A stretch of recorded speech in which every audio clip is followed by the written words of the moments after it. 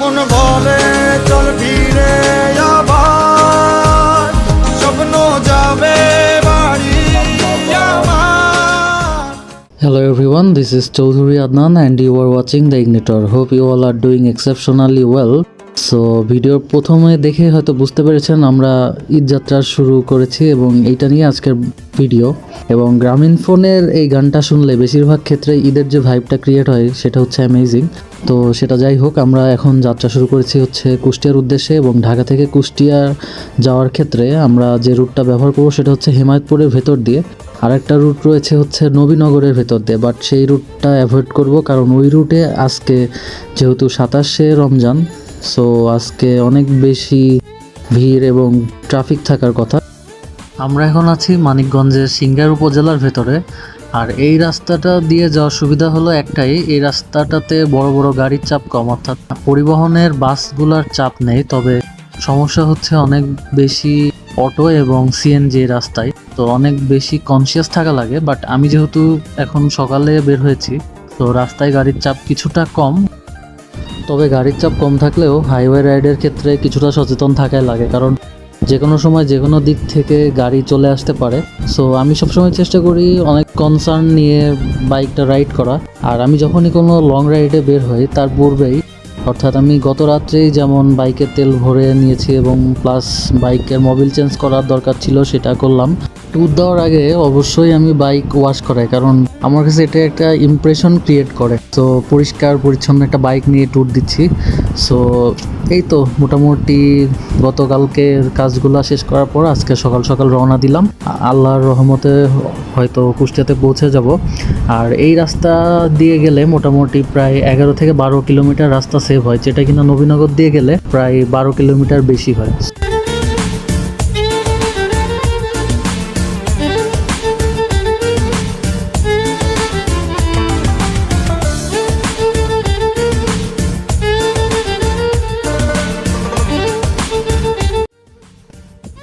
তো ঢাকা থেকে আমরা ওই দিন মোটামুটি প্রায় 11:30-12টার দিকে কুষ্টিয়াতে পৌঁছাই। বাট কুষ্টিয়াতে পৌঁছানোর পরে এই গরমে রোজার ভেতরে আসলে বাইক চালিয়ে কুষ্টিয়া যাওয়ার পরে আর আসলে নিজেরও ইচ্ছা হয়নি ব্লগটা কন্টিনিউ করার।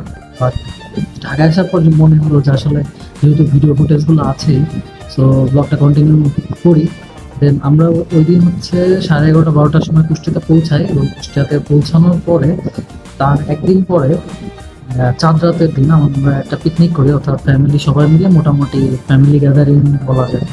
তো ওই চাঁদ রাতের পিকনিকের কিছু অংশ আপনাদের সাথে শেয়ার করব। তো এখন চলুন চাঁদ রাতের পিকনিকের কিছু অংশ দেখতে। এখানে এখন রান্নার প্রস্তুতি চলছে, কড়াইয়ের ভেতরে মুরগির রোস্ট রান্নার প্রস্তুতি প্রায় শেষের দিকে। আর আমাদের আজকের পিকনিকের আইটেম হচ্ছে পোলাও আর মুরগির রোস্ট এবং ডিম। সো আপনাদেরকে একটু রোস্টের চেহারাটা একটু দেখাই, তাহলে বুঝতে পারবেন। রোস্টটা দেখতে অনেক ভালো লাগছে, খেতে হয়তো আরও বেশি সুস্বাদু হবে। আর শিক কাবাবের আইটেমও করা হয়েছে, তবে সেটা হচ্ছে খাওয়ারের পরে সম্ভবত। বাট এই যে রোস্টের চেহারা দেখেই আসলে একটা খাওয়ার যে ইচ্ছা এখনই আসলে লোভ লেগে যাচ্ছে। সো খাওয়া পর্যন্ত ওয়েট করতে পারবো কিনা এটাও একটা বিষয়। সো চাঁদ রাতে মোটামুটি ভরপুর খাওয়ার পরে আসলে চাঁদ রাতে অনেক বেশি খাওয়া হয়ে গেছিলো, কারণ পিকনিকে মানেই সকলে মিলে একটা আনন্দের একটা বিষয় থাকে। আর চাঁদ রাতের পরেই আসলে আমাদের এই মানে চাঁদ রাত থেকে আসলে আমাদের ঈদের যে আমেজটা সেটা শুরু হয়। আর আমাদের পরের দিন অর্থাৎ ঈদের দিন আমাদের জামাত ছিল সকাল 8টায়।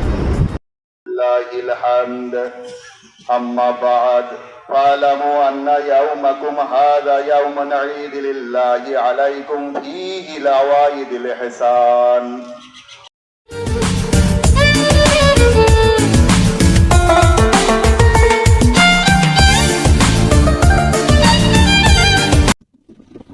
সো ভিউয়ার্স, মোটামুটি এটাই ছিল আমার বাড়িতে যে ঈদ কাটানোর এক্সপিরিয়েন্স।